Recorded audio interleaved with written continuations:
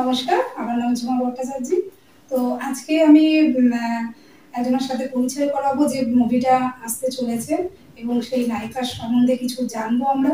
সে কোথা থেকে এসেছে এবং সে কোথায় থাকে এবং তার সম্বন্ধে ব্যক্তিগত বিষয়ে কিছু একটু জানবো। তো আমার তো জানার খুব ইচ্ছে। তো তোমাদেরও নিশ্চয়ই ইচ্ছে যে সে কোথা থেকে এসেছে এবং আগে কি করেছে বা কি বিদ্যা, তো সবটাই তার মুখ থেকে শুনে নিই।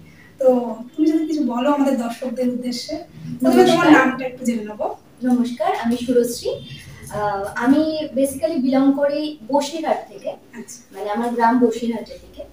তো ওখান থেকেই আমার মানে স্কুলিং, ওখান থেকেই আমার গ্রোমিং সবকিছু। আর মানে এই যে জিনিসগুলো শেখা, অভিনয়, গান, নাচ, এগুলো সবটাই বেসিকটা আমি বাবা মার কাছেই শিখেছি। আমার ও, মা তার মানে বাড়িতে মানে এই চর্চাটা হ্যাঁ ছিল? হ্যাঁ হ্যাঁ সাংস্কৃতিক চর্চাটা আমাদের বাড়িতে আচ্ছা, ছিল। আচ্ছা।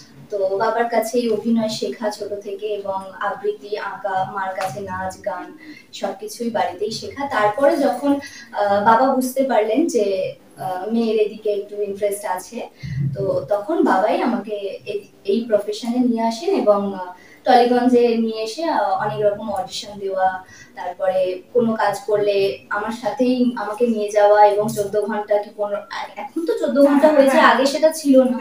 তো তখন সারাদিন রাত আমার সাথেই থাকা, সেইভাবেই আমাকে তৈরি করা, এবং আস্তে আস্তে এইভাবেই এগোচ্ছি।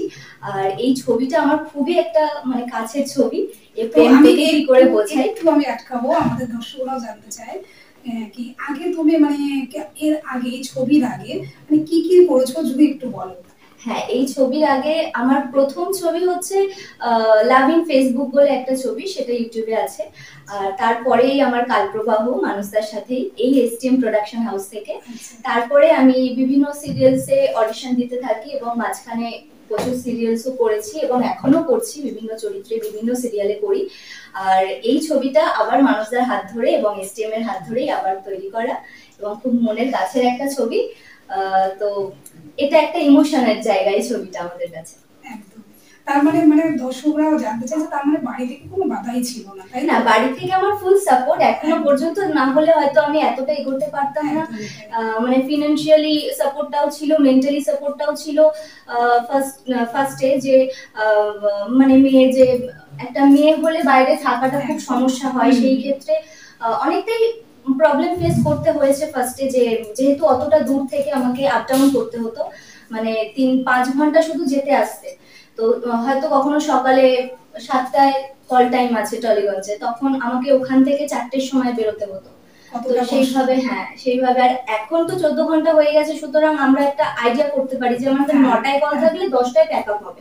আগে সেটা ছিল না। আগে তখন যেহেতু এখানে শুটিং করছি, রাত হয়ে গেল, হয়তো 1টা-2টো বেজে গেল, কোথায় থাকবো, একটা মেয়ের পক্ষে যেটা সমস্যা হয়, যে কোথায় থাকবো, কখনো পিসির বাড়ি, কখনো কোনো বন্ধুর বাড়ি, বা হয়তো বাবা কখনো রাত্রেবেলা, ওই রাত্রেবেলা নিয়ে যাচ্ছে, ফিরছে আমাকে নিয়ে বাড়িতে, এইভাবে চলেছে। এখন আমি ইমিডিয়েট মানে বিজয়গড়ে রুম নিয়ে থাকি এবং বিভিন্ন কাজের সাথেও যুক্ত আছি। কি করে তোকে বুঝাই যে মুভিটা তোমাদের, তো এইটার জন্য যখন তুমি সিলেকশন করে যে কলটা গেল, সেই অনুভূতিটা যদি একটু বলো। হ্যাঁ, মানে এই কথাটা বলার আগে আমাকে একটু বলতে হবে যে মানে আমারই সম্বন্ধে, আমি কখনো সেইভাবে ভাবিনি যে আমি এই প্রফেশনে এসেছি মানে আমাকে হিরোইন হতেই হবে, বা মানে ছবিতে হিরোইনই করব বা সিরিয়ালে হিরোইনই করব, এটা নয়। আমি অলওয়েজ না, আমি চেষ্টা করতাম যে আমার অভিজ্ঞতাটা আমাকে বাড়াতে হবে, মানে আমি যাতে আরো জানতে পারি, আরো শিখতে পারি, এবং প্রত্যেকটা কাজে আমি প্রচুর শিখি। মানে সেটা মানুষদের কাছে হোক বা সিরিয়ালস এর কাজে হোক, প্রচুর কাজ আমি শিখি, এবং শিখে শিখে যেটুকু হয়। তো তারপরে মানে এই যে তুমি যে প্রশ্নটা করলে যে এই এক্সপিরিয়েন্সটা কেমন বা কি ফিল হয়েছিল, মানে মানুষদার, প্রথমত মানুষদার সাথে কাজ করা, দ্বিতীয়ত এত বড় একটা প্রোডাকশন হাউসের তরফ থেকে আমাদের এই ছবিটা আসছে, এবং অবভিয়াসলি প্রোডিউসার স্যারের সাথেও আমার পূর্ব পরিচিত নন, কিন্তু ওনার সাথে হ্যাঁ, আমাদের প্রোডিউসার স্যার এজাজুল শেখ।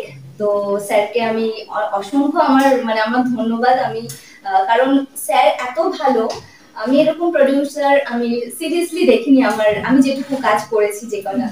তো এত কোঅপারেটিভ, এত নিজের মতো, মানে পুরো গ্রুমিং করে, গাইড করে, একটা যেন বড় গার্জেন হিসেবে আমাদেরকে মানে পরিচর্যা করেছে, সেইভাবেই আমরা কাজ করেছি। আর এই যে যখন আমি শুনলাম যে মানুষদাই প্রথম আমাকে ফোন করেছিল, তো যখন আমি শুনলাম যে এই ছবিটার জন্য আমাকে নেওয়া হবে, তো সত্যি আমার খুবই ভালো লেগেছিল যে মানুষদের সাথেও আবার কাজ করতে পারবো, এবং এত আরো মানে একটা ছবিতে লিড করা মানে not a matter of joke, মানে এখানে কিন্তু অনেক কিছু দরকার হয়। মানে সব থেকে প্রথম দরকার হয় ধৈর্য, তোমার পেশেন্স, তারপর ডেডিকেশন, তারপরে মানুষের সাথে মানে প্রত্যেকটা মানুষের সাথে তোমার ব্যবহার, এগুলো সব ম্যাটার করে। তো চেষ্টা করেছি আমি সবটুকু দিয়ে যতটা পারার চেষ্টা করেছি, এবং আশা করি সবার ভালো লাগবে। আর এটাই। তো খুব ভালো লাগলো তোমার কথাগুলো, ব্যক্তিগত যে কথাগুলো আমাদের দর্শক জানতো না, আজকে তারাও কিছুটা জানতে পেরেছে। তো এবং আমার খুব ভালো লাগে যে এই যে এত বছর ধরে কাজ করে যাচ্ছি, আমি 2012 থেকে কাজ করছি, তো তারপরে গিয়ে যে এত বড় একটা সাকসেসফুল ছবিতে আমি এরকম একটা চরিত্র করব, তো এটা তো পুরোটাই কপাল এবং হয়তো কিছুটা হার্ড ওয়ার্ক। একদমই তাই, একদমই তাই।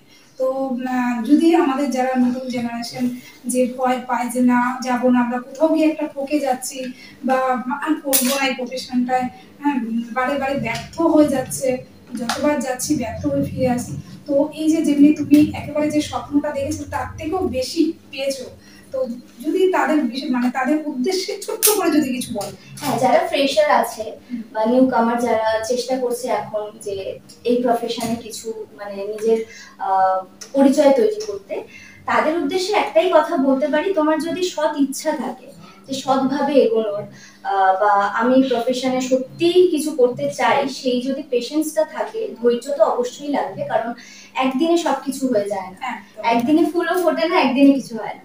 তো সেই ধৈর্যটা দরকার, এবং ধৈর্য থাকলে এবং চেষ্টা থাকলে নিশ্চয়ই একদিন হবে। একদম, সেটা সময় লাগবে একটু, কিন্তু হবে। তো যে বইটা আসতে চলেছে সেই বইটার নামটা যদি আরেকবার বলে দাও। তো এই প্রেমই তোকে কি করে বোঝাই আমাদের নতুন ছবি আসতে চলেছে, এবং আশা রাখবো যে সবার খুবই হৃদয় ছুঁয়ে যাবে আমাদের ছবিটা, সত্যি খুব ইমোশনাল এবং সেই রকমই রাখা হয়েছে, একদমই তাই। তো এইটাতেই মানে আমাদের মানে দর্শকরা বুঝেই গেছে যে কিছু তো একটা ব্যাপার আছে, যে আমাদের ভালোবাসার গল্প, এবং এটা পুরোটাই বেস কিন্তু গান নিয়ে, ভালোবাসার গল্প তো অবশ্যই, কিন্তু গান নিয়ে, যে জন্য আমাদের ফুল মানে তোমরা যারা দেখতে আসবে সিনেমা হলে আমাদের ছবিটা, তারা সব পরিবারে এসে আমাদের ছবিটা উপভোগ করতে পারবে, মানে ছোট বড় সবাই দেখতে পারবে। তাই তো সেরকম কোনো মানে ইয়ে নেই যে না একদম ভালোবাসাটা তো বাচ্চারাও ভালোবাসতে পারে, বড়রাও ভালোবাসতে পারে, ভালোবাসাটা সবার জন্য। তো সেটাই আমাদের দর্শকদের উদ্দেশ্যে বুঝিয়ে দিল আমাদের নায়িকা।